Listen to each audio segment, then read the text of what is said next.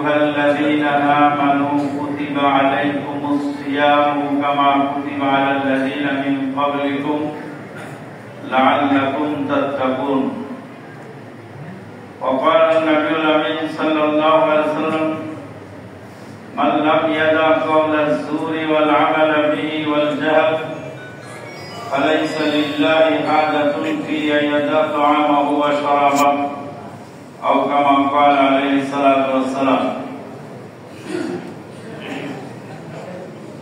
আহলাদিস আন্দোলন বাংলাদেশ নাগরিক যুব সংঘ কর্তৃক আয়োজিত ঐতিহাসিক আঙ্গারজোড়া আহলাদিস জামে মসজিদে উপস্থিত সম্মানিত ওলামায়ে কেরাম ও সুধী মণ্ডলী, অনেকগুলি জরুরি কথা আপনারা বিগত আলোচকদের কাছে শুনেছেন। আরো একটি কথা আমি বলার চেষ্টা করব ইনশাআল্লাহ। আল্লাহ পাক বলছেন, ইয়া আইয়ুহাল্লাযীনা আমানু কুতিবা আলাইকুমুস সিয়াম, ওহে যারা ঈমান এনেছো তোমাদের উপরে সিয়াম ফরজ করা হয়েছে। সিয়াম শব্দের অর্থ হলো আল ইমসাক, থামিয়ে দেওয়া। চলন্ত গাড়ি যখন থেমে যায় ব্রেক মারলে, চলন্ত মুখ, বলন্ত মুখ, চলন্ত চোখ, চলন্ত হাত, চলন্ত কান, হাত পা চোখ কান, এমনকি অন্তরকে কন্ট্রোল করার যে ব্রেক, যে মেশিন, তার নাম হলো সিয়াম। নবী সাল্লাল্লাহু আলাইহি ওয়াসাল্লাম বলেন, মান লাম ইয়াদা কাওলা যুরি ওয়াল আমাল বিহি ওয়াল জাহল, যে ব্যক্তি মিথ্যা কথা ছাড়ে নাই, মিথ্যা আচরণ ছাড়ে নাই, আক্রমণাত্মক মনোভাব পরিত্যাগ করে নাই, ফালাইসা লিল্লাহি হাজাতুন ফি আইয়াদা তাআমাহু ওয়া শারাবাহু,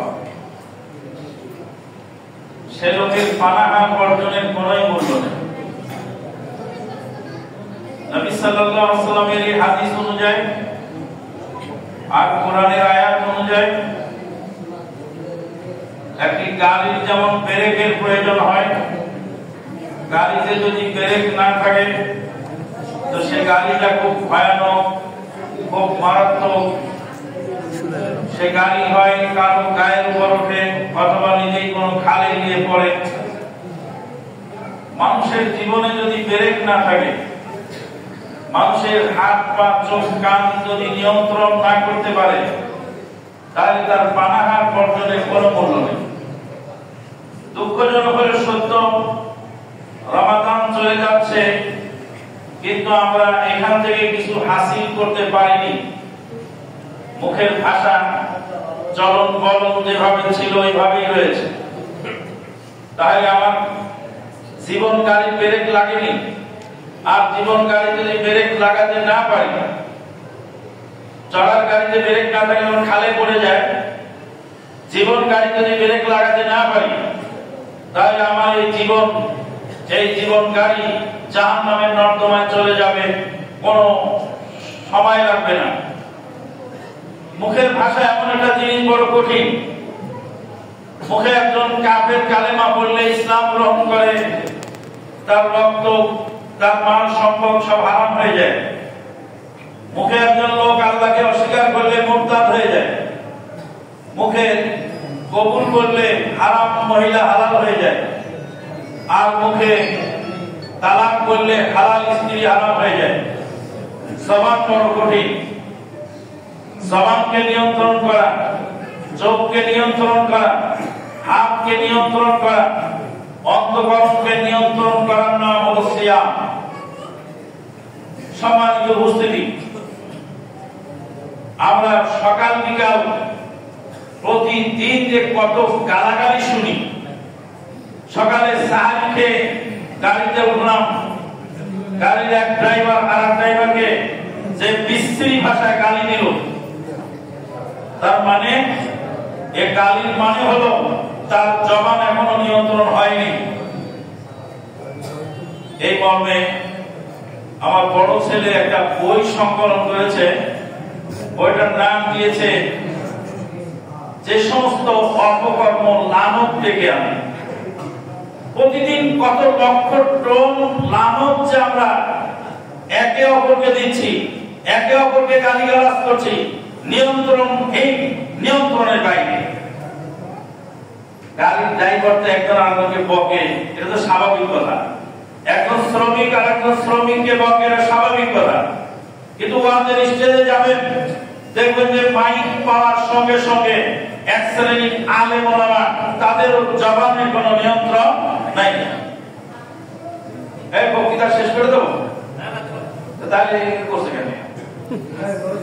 একটা লোক নড়াচড়া করবেন, যখন লাইন করার টাইম হবে তখন বলবো লাইন করবেন। খাওয়া খুব জরুরি নাই, তাহলে কি সবুর করেন, 5-10 মিনিট সবুর করেন। এখন লাইন করতে বললেই আজ শুরু হবে হট্টগোল, এই হট্টগোল আর শেষ হবে না। কাজে ইফতারের টাইমে এক করতে বলে দেবো ইনশাআল্লাহ। বলছিলাম যে সাধারণ গাড়ির ড্রাইভার একজন শ্রমিক যেমন মুখ খারাপ করে, একজন আলেমের মুখের ভাষা শুনলে আপনি আশ্চর্য হয়ে যাবেন। একই শুনিলাম এক গম্ভীর আদমি, একই বলে ভাষা কি।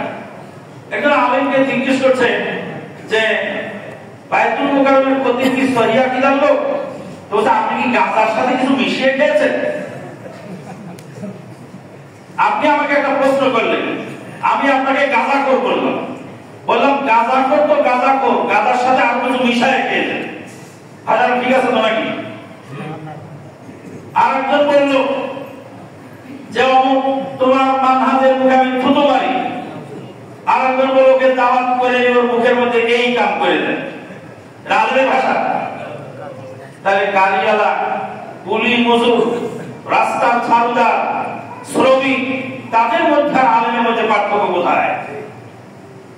নবী সাল্লাল্লাহু আলাইহি ওয়াসাল্লামের সাহাবী মুআয বিন জাবাল রাদিয়াল্লাহু তাআলা জবানটাকে টেনে ধরলেন, আল্লাহ নবী জবানকে টেনে ধরলেন, জিহ্বাকে টেনে বের করে বললেন, হে মুআয কুফা আলাইকা হাদা, তোমার এই জবানকে কন্ট্রোল করো।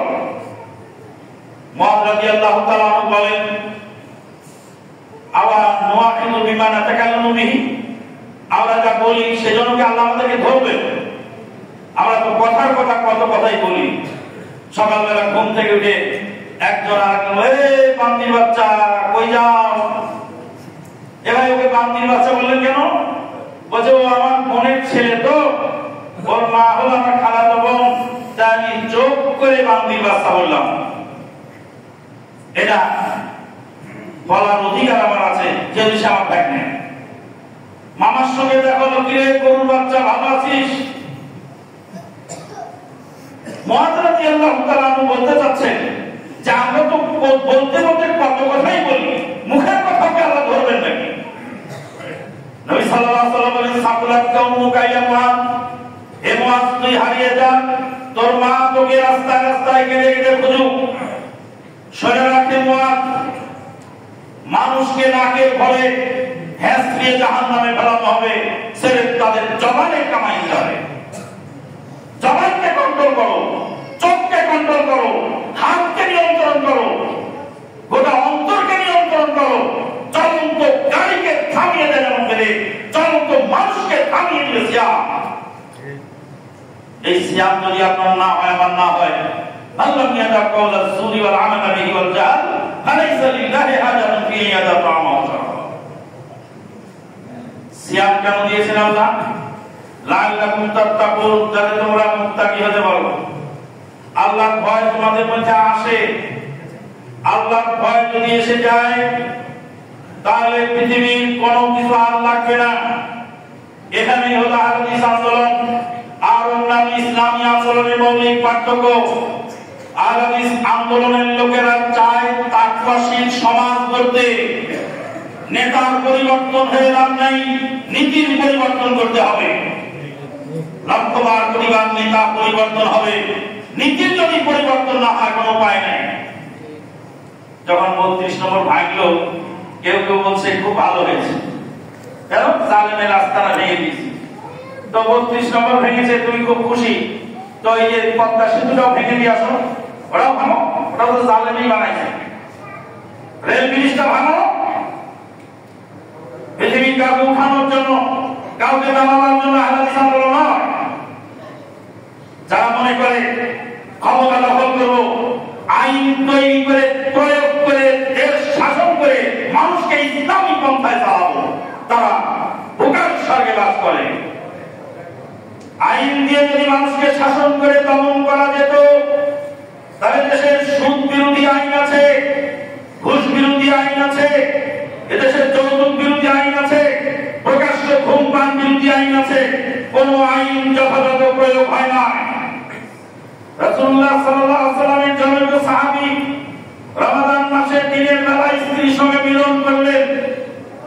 মিলন করে এসে নবী সাল্লাল্লাহু আলাইহি ওয়াসাল্লামকে বলেন, আলাকতু ইয়া রাসূলুল্লাহ সাল্লাল্লাহু আলাইহি ওয়াসাল্লাম, হে আল্লাহর নবী, আমি ধ্বংসপ্রাপ্ত হয়ে গেছি। নবী সাল্লাল্লাহু আলাইহি ওয়াসাল্লাম বলেন, ওয়াদা ইহুলিকুকা, তোমাকে ধ্বংস করলো কিসে? বলে ওয়াকাত ওয়ালা ইমরাতি ফি নাহার রমাদান, রমাদানের দিনের বেলা স্ত্রীর সঙ্গে মিলন করেছি। সিসিটিভি ক্যামেরা ছিল তো সাহাবী বাসায় না, গোয়েন্দা পুলিশ ছিল, র‍্যাব ছিল, বিডিআর ছিল, সেখানে কি ছিল? আল্লাহর ভয়, তাকওয়া। সাহাবী ঘর থেকে বের হয়েছে নিজের পাপ থেকে বাঁচার জন্য আল্লাহর নবীকে বলেন, হালাকতু, আমি ধ্বংসপ্রাপ্ত হয়ে গেছি। নবী সাল্লাল্লাহু আলাইহি ওয়াসাল্লাম বলেন, আমি কিসে ধ্বংস করব? বলে ওয়াকাত ওয়ালা ইমরাতি ফি নাহার রমাদান, রমাদানের দিনের বেলা আমি আমার স্ত্রীর সঙ্গে মিলন করেছি।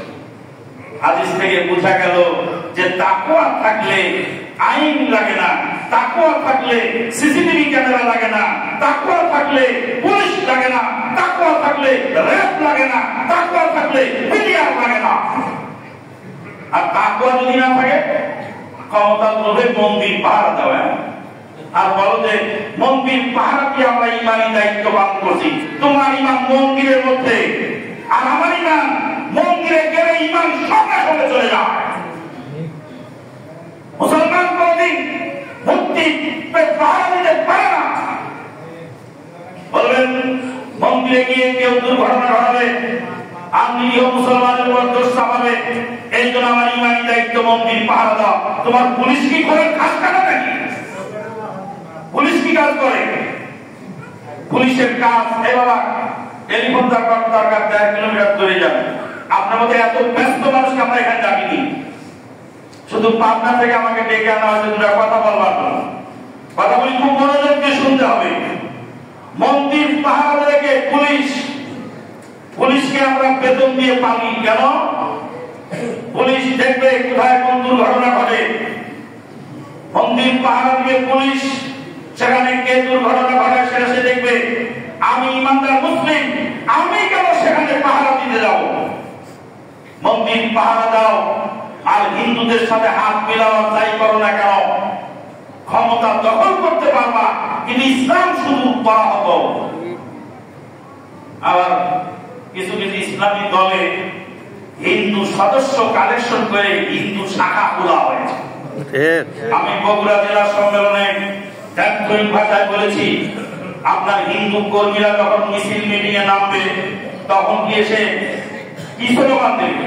আপনি বলবেন লিল্লাহি তাকবীর আল্লাহু আকবার, আপনার হিন্দু কর্মীরা কি স্লোগান দেবে?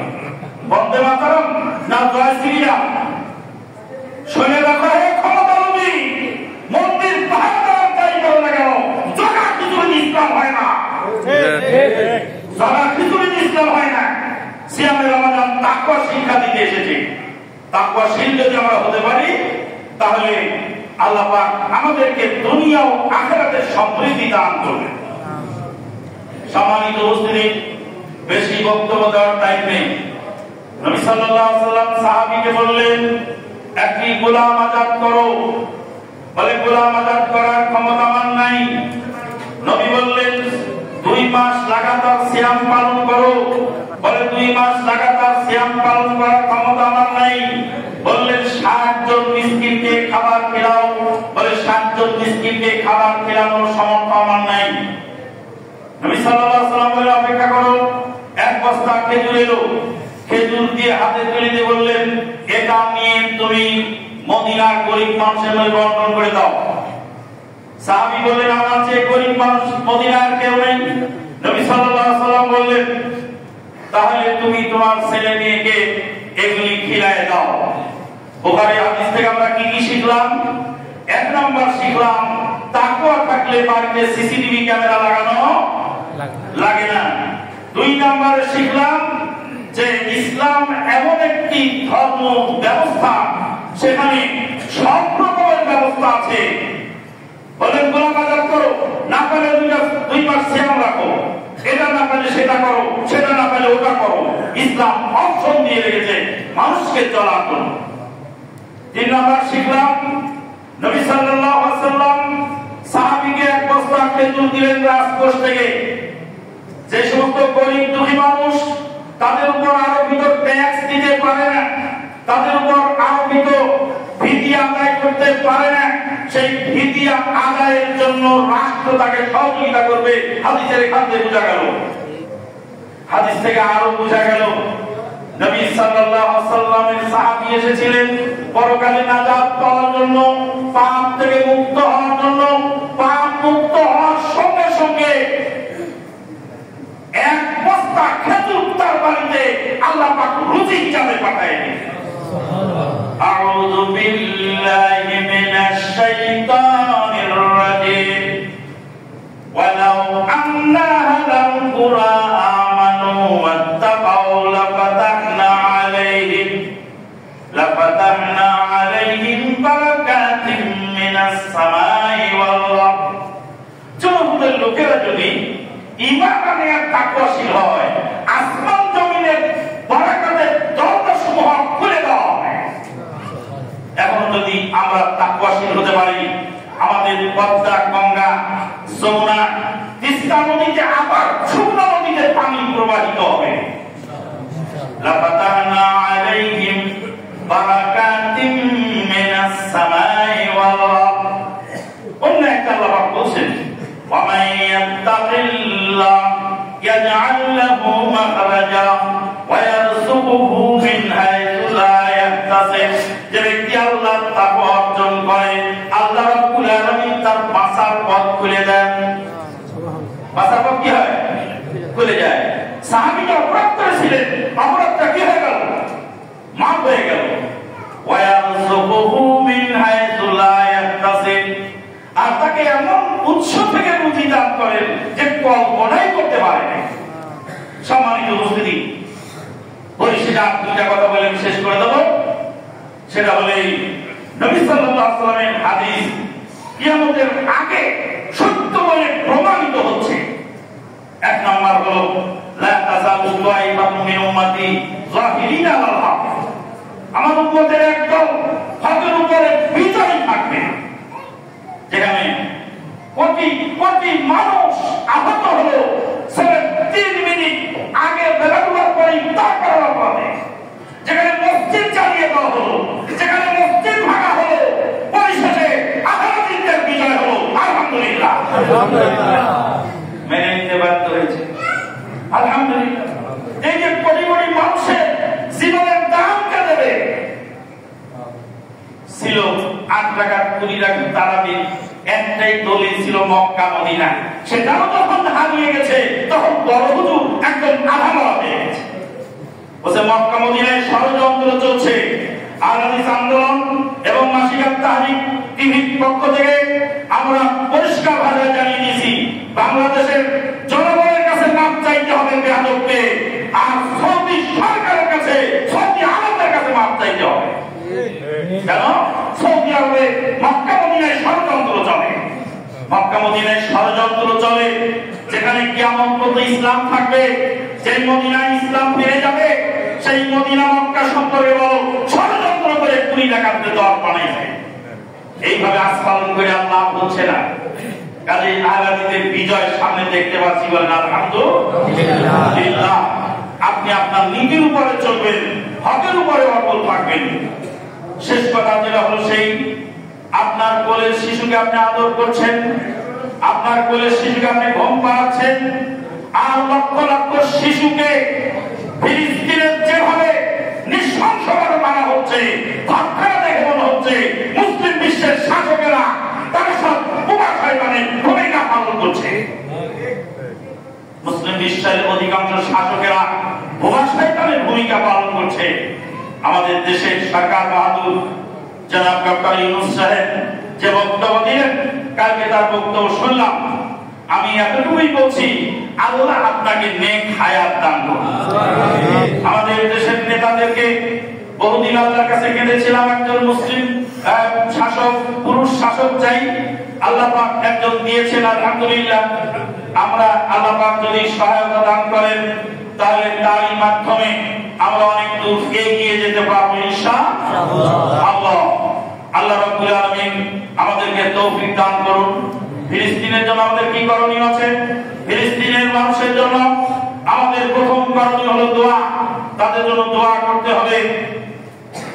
নবী সাল্লাল্লাহু আলাইহি ওয়াসাল্লাম বদরের যুদ্ধের আগে তাঁবুর ভিতরে দোয়া করছিলেন। সহিহ মুসলিমের হাদিস আছে, দোয়া করতে করতে গায়ের চাদর খসে নিচে পড়ে গেছে। সিদ্দিক আকবর রাদিয়াল্লাহু তাআলা তাঁবুর ভিতরে ঢুকে চাদর তুলে গায়ে জড়িয়ে দিলেন আর বললেন, কি ভাবিকা মুনাশাদাতাকা ইয়া রাসূলুল্লাহ, আল্লাহ নবী আপনার চোখের তো কন্দন হয়েছে, আল্লাহ পাক অবশ্যই বিজয় দান করবেন। আল্লাহ পাক আয়াত নাযিল করলেন, ইজ তাস্তাগিথুনা রাব্বাকুম ফাস্তাজাবা লাকুম আন্নী মুমিদ্দুকুম বিআলফিন মিনাল মালাইকাতি মুরদিফিন।